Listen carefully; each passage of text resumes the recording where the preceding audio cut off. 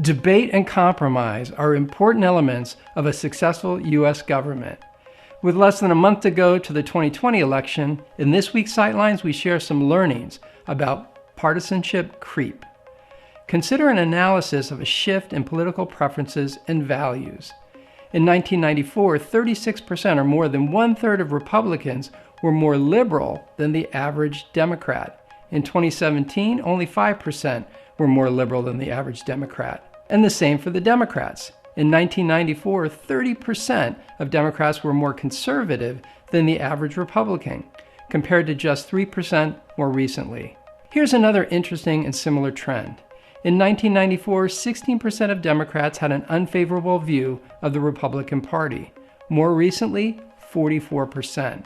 The results for the Republicans are strikingly similar. In 1994, only 17% of Republicans had an unfavorable view of the Democratic Party, but that's increased to 45%. So, how does this affect voting? Well, let's look at the 2016 election. A poll shows that 51% of the people who voted for President Trump described themselves as voting against Hillary Clinton.